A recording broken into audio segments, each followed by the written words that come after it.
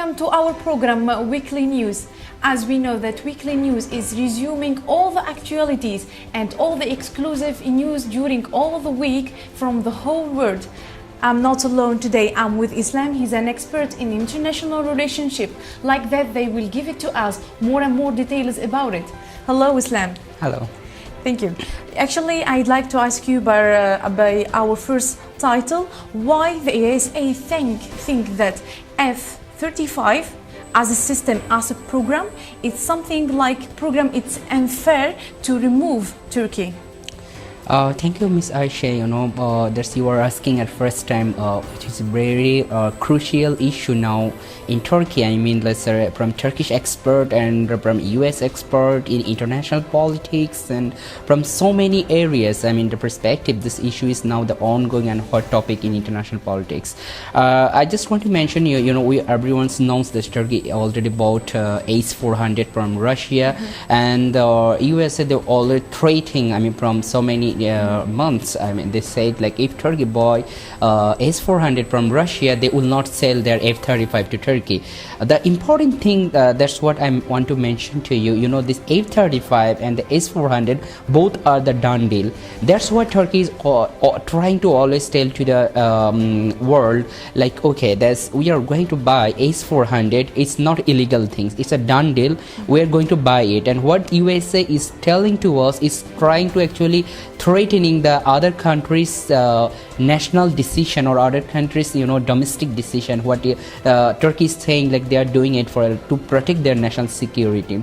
This yesterday, like I was reading one article and some information. It was given in a Twitter by one journalist who is working in Middle East, Middle East Post newspaper. By his name is Ragib, and he gives some good information. I was really astonished to read this, to link up those information. The things like by how and by what means Turkey think about ACE-400. This once it was like 2 years ago, like when especially before the military coup attempt in Turkey, there was one attack. This Turkish soldiers, they drowned the military jet of Russia in the border of Turkey and Syria. And in that time, Russia was really fed up with Turkey because Turkey drowned their jet, and it was not that much good relations. Even in so many information and sources said like Russia was planning to attack on Turkey and make some bad things, especially Turkish military who are living and who are have a placement in Syria and Turkish border. And this in the same border to Russia, they have also military, so they are trying to make some confrontation attack. And in that time, Turkey want help from NATO and also from the USA. But unfortunately, the Russia, especially NATO, said like it's not their matter, and they will not interrupt what is going on in Turkey and Turkey internal issue, and it's the interest for Turkey, and they will not interfere on this issue, and they will not even help to Turkey to protect actually the land. If we see about the constitution of NATO, like if any member countries is attacked by the other countries out of NATO member countries, NATO should help those countries or that countries. But unfortunately, it was not fair. That's what NATO did with Turkey in the time of this, when Russia threatening Turkey, and Turkey was drowned the Russian military jet. And in this means, there was also so many things happened. Turkey wants so many good help, and even this so many weapons and so many businesses and good things, military weapons from USA. But unfortunately, USA didn't also help Turkey. Like when Turkey needed, even in the time of military coup in 15 July, that's what we know. In that time, Russia was helping Turkey so much and giving so many information. But in the meantime, or meanwhile, Turkey didn't get that much help. What Turkey think like the US or America is their allied countries or like good friends country, but they didn't get what they expect from USA. So this kind of issue, what we are seeing, the F-35 or S-400, it has so many legacy. I mean, it was actually from the mistrust from both countries, not only I mean like the US or Turkey, because US, what they did with Turkey, there was so many mistrust and misbehaving with the Turkish internal politics and Turkish sovereignty, Turkish national decision.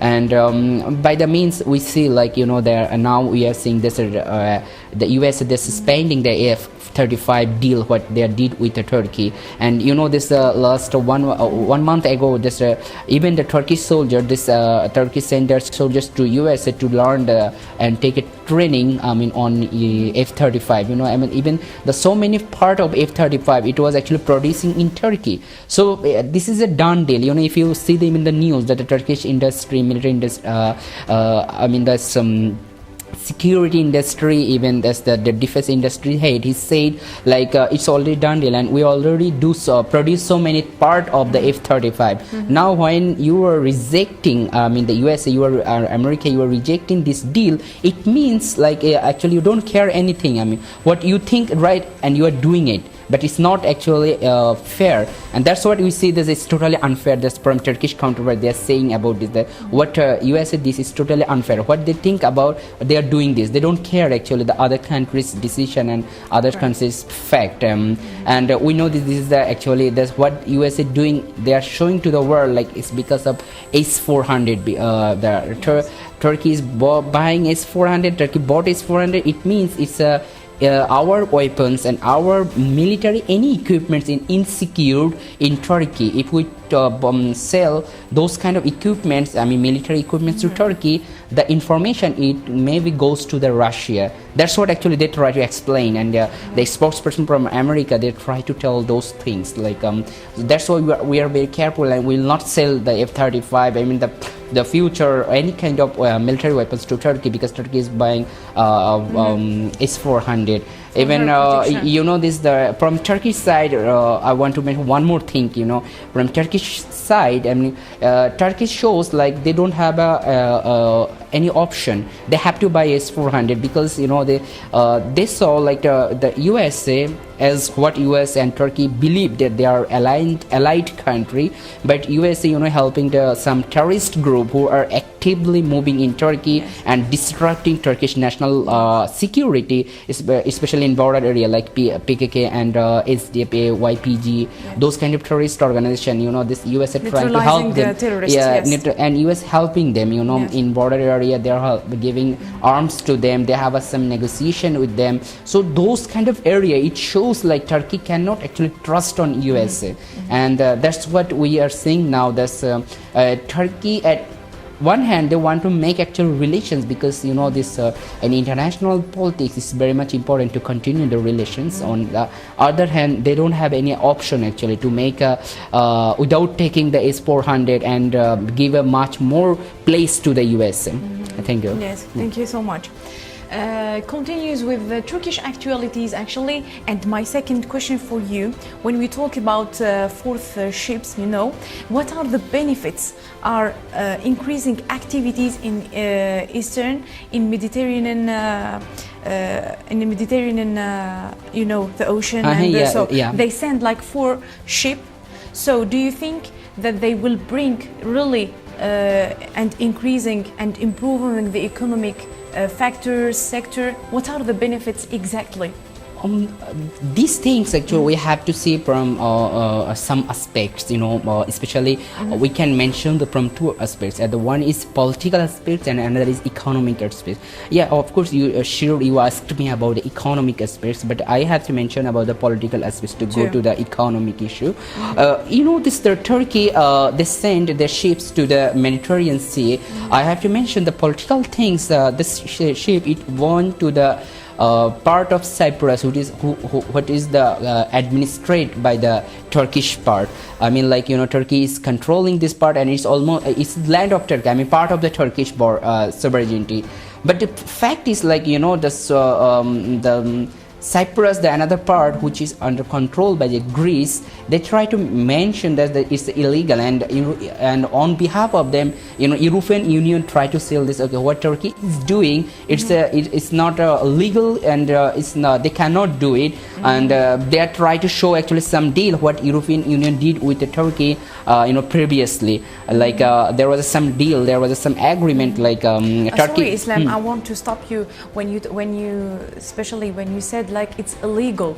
Can you explain why is it illegal? That's what like this because the Turkey is an ongoing process to be a member state of European Union, and according to that kind of things, Turkey has some agreement. Turkey should maintain some kind of process and procedures, and on these procedures, or based on that fact, Turkey have this fact that European Union try to say like you cannot source any kind of energy issue or any kind of oil or what kind of things, natural resources from the Mediterranean Sea, under the Cyprus area, separate area. Yes. So like what we are seeing, like Turkey is now sending 4 ships, and Turkish foreign minister, he's very clearly said like it's our land and we can do whatever we because it's our land, it's control, it's administered by us, and we have to source the energy and natural resources from there, because it will be benefited for separate people, not only for us.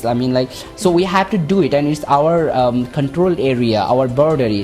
But unfortunately, on the other hand, European Union, they try to force to Turkey.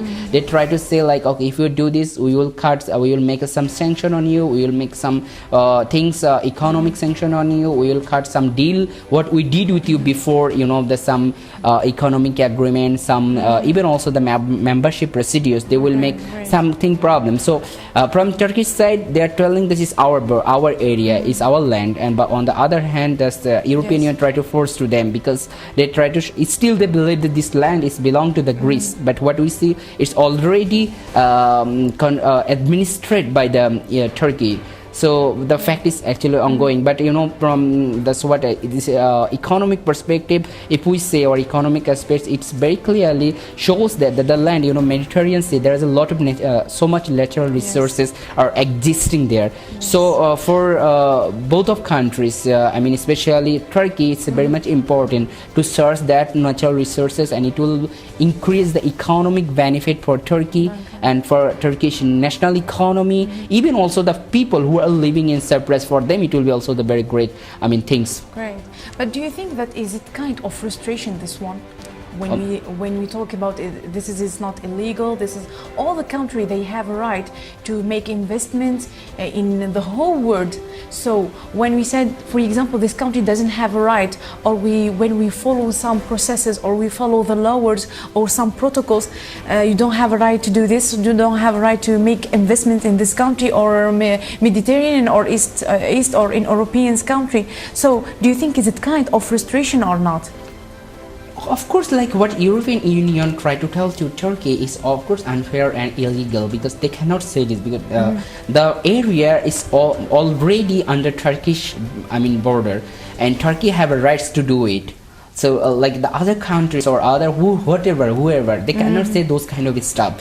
But what they are trying to, as I mentioned about this, they are trying to show there is some issue like, okay, you want to be a member of European Union. If you do it, we will do some problem to be a member of European Union. So, but what they are doing, of course, is totally illegal. They are because what Turkey is doing is their rights. They can do it. The Mediterranean Sea, the part of the Mediterranean Sea actually is under Turkey. Turkey can do whatever they can in that area. Let's continue with you, Islam. From Turkey to Palestinian situation. So we have more than 5,000 Palestinians ruling in Israel. Do you have some details about the recently situation? Thank you, Ms. Aisha. This almost every week we saw the one news actually on Israel and Palestinian issue, and it's very unfortunate that every week we saw there is a sad news and the fact like what the apartheid state that Israel is doing with the Palestinian people. This now also they are killing and injuring the peoples in West Bank. So many peoples are protesting in the land against the Israel's Israel's decision and what is Israel doing with the Palestinian people. And if you see this the news, it shows actually in Ramallah the peoples are protesting against Israelis decision and Israelis pact. And as we saw even the last week that they are capturing the one village, and it looks like this is the one kind of prison. I mean, like the people who are living there, it's like a jail. I mean, like prison. They if they want to go to the outside, and they have to take a permission. They have to take us any kind of things. They have to take us some permission from Israel. So it shows actually they are living in a prison. It's not like a human lives. It's not like a humanity. I mean, like it's totally against of human rights and like what we said, so-called the fundamental rights. And the unfortunate thing is, the world is don't care, and especially the United Nations. Yeah, they are giving some reports, and they think okay, it's enough, but this is not actually enough. They have to do something more, and they have to interfere in this issue, because the Israel what they are doing with the Palestinian people is totally and against the the human rights. Is total against the fundamental rights of people of Palestine. Thank you so much. Continues with the actuality of international relationship between Turkey and Russia. Actually, what is the reason that make Turkey and Russia concerned or think that Idlib in Syria precisely it's de-escalation zone? Yeah, thank you. If you don't forget, like last 2 months we saw some news about this issue, the land in Syria, especially the de-escalation land. There was agreement. That's what we saw in we can call in international politics is peace process. The Astana peace process. There was a 3 part of that peace process, like Russia, Iran, and Turkey. And in that peace process, Turkey and Russia and Iran, they make some agreement. They make some specific land where civilian can live, and the regime. I mean, regime means the Syrian regime exists. I mean, led by Bashar al-Assad. They will not attack on civilian people or that de-escalation zones. But unfortunately, what we are seeing now every day and most of the day, they are attacking in that de-escalation zones. And this news is one of the example. There's 9 people killed in that de-escalation zones. 9 people killed. This unfortunately, there's 9 people killed in this in Idlib, and there are so many this villages in that area, and they kill them. I mean, without any reason, without any factual fact. And when they kill them and they attack on civilian, they try to mention it, like they try to ornament it, like these peoples have a link with the terrorist. So, like by this means they are killing them. But the fact is that there was an agreement, and according to that agreement, they should not attack because they make it is a de-escalation zone. But we see what we are seeing that it's unfortunately happening, and it's totally unacceptable, but it's happening. Yes. Thank you. Continues with the Sudan crisis. Actually, do you have some details about the Sudanese protester was shot dead by military group? Thank you. The unfortunate things happened again in Sudan. As we see, there was some negotiation. There was some some kind of negotiation is happening, like what we are saying, like the transition point between this military part and also the civilian. But again, we saw this last week. There was one person killed in one state of Sudan, and he was shot dead by this military. I mean, paramilitary, and it shows like if it is happening and if it is continuing, it's a totally misunderstandable. It will be totally misunderstandable relations between these 2 parts, the military and the civilian part. And that things happened, and I hope so the military will not make this kind of mistake again, because what is military giving doing this, it will give so much mistrust to the people of Sudan. And if the civilian come to the street again, end of the day it will not be good also for the this what we say the political transition for between these two parties, I mean two groups. So as I expect like this these things, you know, the short date happened by the military paramilitary group in Sudan, it should to be stopped, and they should give some trustable position to the civilians to come to the point, to come to the negotiation, and to come to the dialogue and the table to make some decision for their general elections. Yes, thank you so much. Let's continue with the actualities of Bangladesh. We have 500 fishermen, they back to India. How can you explain this phenomena? It's really a good issue, and it shows like the what one country is treating the other country's people. You know, when we are seeing in the world, I mean in the world politics and in a global phenomena, there's when any countries, I mean illegal migrants, irregular migrants or refugees or any kind of people passes their land, I mean their border, and went to the other countries, then the other countries' security forces make a too much bad behavior with them. But it has happened exceptionally in Bangladesh. You know, in Bangladeshi, you know, what we are seeing, this Bangladeshi security forces and even the Bangladeshi people itself, they treated very well to this the 500 fishermen who came from the India. You know, they are the Indian fishermen and passed the border of India and went to the Bangladesh. But what we see, like the Bangladeshi, you know, security forces, they treat them and they give them medical treatment, and then after all they send to them to the India. So the overall situation, it shows to the world politics a good example, like okay, like there can be a illegal migrant, there can be a illegal migrant, there can be some mistakes by the other countries' people and pass the border, but if you can treat them in a good way, you can treat them, and that's the actually good example that did by the Bangladeshi, I mean the counterpart, including the security forces and the people of Bangladesh. Even as I saw that one pictures, it shows like the one some fishermen from Bangladesh, they give, you know, water, they give food to the Indian fishermen, and it shows the very good, you know, humanity for one people to another people. Even also, you know, there is some misunderstanding, especially in border area from the Indian counterpart.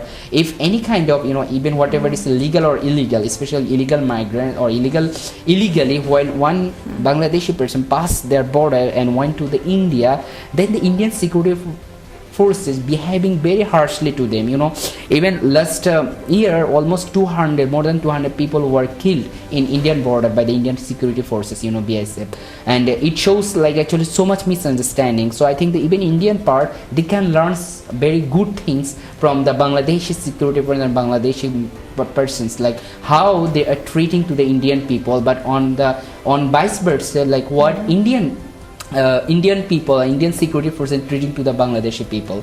So I think this not the whole world, but India even can learn some good things from Bangladeshi counterpart, like okay, if people come, you can make a good hospitality to them, and if they come illegally or if they come mistakenly, send them to their land and do according to the law, not without law, just kill them while they come here. And it's totally unacceptable. And for actually this both, I mean, they are neighboring countries. It's not human at all. Bangladesh and India. So I think this India can learn actually so many things now. This kind of acts what did by Bangladeshi security forces people and also the Bangladeshi government. You know, 500 is really huge. Fishermen they took and they sent to them India with the, I mean, behaving with them very in a good way. Yes, great. Thank you so much.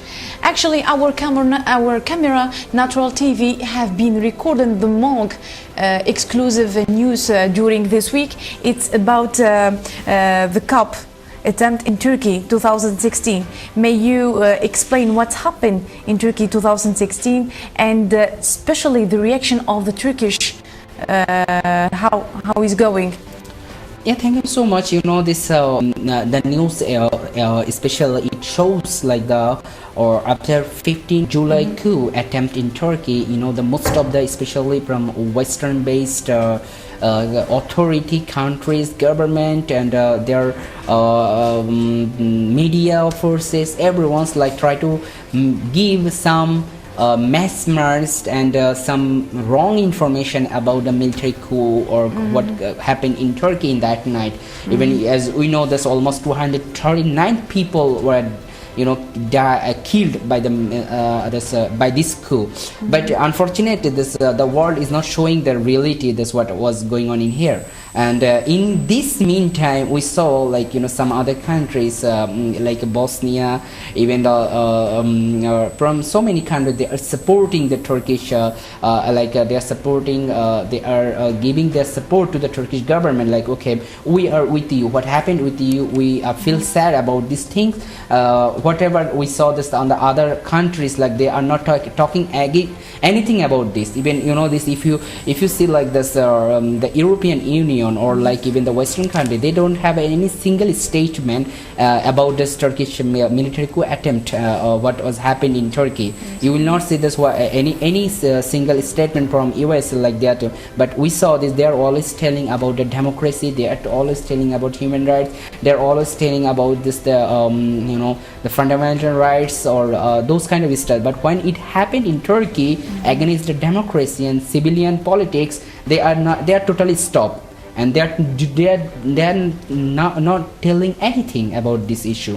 But we saw that some international countries also support the Turkish government and Turkish people. They said, we are with you. And one of the example, that's what Bosnian's president said, and his statement on behalf of related with the Turkish people. Yes. Thank you so much. Continues with the economic actuality, especially when we talk about the trade, bilateral trade between Bangladesh and South Korea, and how can they improve their relationship, actually, how they keep improving this relationship. It's very good news. Like I just want to tell very good example for all over the world to make a good relations and a good understanding, to make a good business, good cooperation, especially the bilateral relations. The world can do much more better things rather than make conflict and war. And that's the example of the Bangladesh and South Korea, this cooperation. The South Korean counterpart, they came to Bangladesh and make three kind of cooperation. One is, they say like that the cooperation between the South Korea and Bangladesh, it's looks to three facts. The one is, that's say the diplomatic training. This both countries diplomats, especially from Bangladesh, the diplomats can go to the South Korea and take a training, and that's will be good cooperation between two countries. And the second is the bilateral investment. That's what I mentioned. For the world, make a good cooperation. Bilateral investment is very much important. If I ask you one thing, and I want to include one thing, why the ambassador working in abroad? The main thing is to make a good investment, whatever it is the country, whatever it is the Turkey or Bangladesh, South Korea, Tunisia, Algeria. The main objects or purposes of any embassy to go to the abroad to make actually investment and business between two countries. That's the actually main role.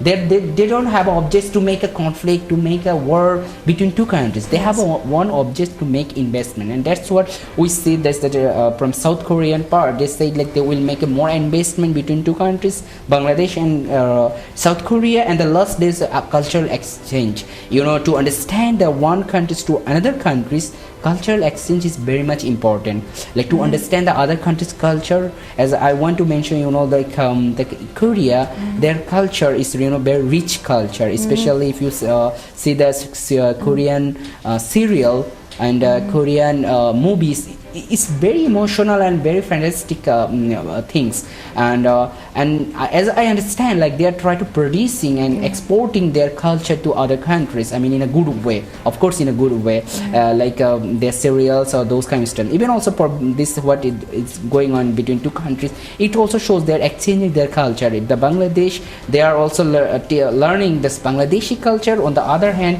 the Bangladeshi people and Bangladesh counterpart, they are learning the Korean culture, and this kind of cultural exchanges will give a much more understanding between two countries, much more reliability, trustable position between two countries. And those kind of situation, those kind of position between two countries or any other countries will be good example for world peace. Actually, we're still with talking about the international relationship between the countries, and now, as we're seeing by the picture, actually, I'd like to ask you about the relationship now, especially after the attacks, between the relationship between Netanyahu and Hezbollah. So, how is going now? The recent relationship now, and especially after the attack. Thank you so much. This it will be really good commentary on this issue. This Netanyahu, he make a statement on television or like interview from Lebanon, and he said like, okay, if Hezbollah, there's the group Lebanon, if they attack Israel, and Israel will give according to them, I mean, like they will not stop. I mean, and he said like, if you make this kind of stupid, will not stop and will also which attack means on the you. attention make increasing. It's increasing so many days, so many years, especially after the Lebanon and Israel war, especially Hezbollah and the Israel war. This kind of things is always ongoing and processing and proceeding. Like how I can say like this, from the Israeli part, they're always threatening to Lebanon, I mean Hezbollah, and Hezbollah they're always threatening to Israel. But the issue is this from Israel, they are occupying some land from Lebanon, from Syria, from even the Palestine, from Jordan. I mean, they have so many conflicting issue as one countries. If we see from Israel part, and we are seeing, okay, like the whole other countries, they are really want to destroy Israel. But if we see from other countries background, like from Lebanon part, from Jordan part, from Syrian part, from Egyptian part, we see that how Israel is interfering and how Israel occupying the every other country's land. So this is actually little bit confusing issue. This like if we are talking like a pro-Israel, and it shows like, oh my God, like the other countries, they are trying to capturing the Israel, they don't care Israel, they want to destroy Israel. But from the other side, we see how Israel actually occupying that other land, occupying the other country's security, I mean capturing the other country's national intelligence security. And there is a lot of example, literatures and academicians talk about this issue. Even also the politicians from itself, inside Israel and outside the international politics, they are talking about this issue, the how Israel is interfering the other countries. And this is the issue actually. We know in one hand we see this the extremist group like this Hezbollah, they're threatening Israel. It means like the the Nasrallah and his group, the Israel, they're threatening always to the Israel. It shows to the world, oh okay, then Israel is a very peaceful country, Israel is a very democratic country. The other extremist group, they try to destroy it. But from other side, if we see like how Israel actually interfering the other country's security, other country's national interest, then we see actually what is going on between these two parties. In some extent, is really logical, because both parties are doing the same things, but in different way. Yes, thank you so much. Like that, our edition is finished for today. Hoping that we present a lot and various of actuality from the whole world. Thank you so much for your information, Islam. Thank you. You're welcome. Follow us always on Natural TV, Ankara, Turkey. See you.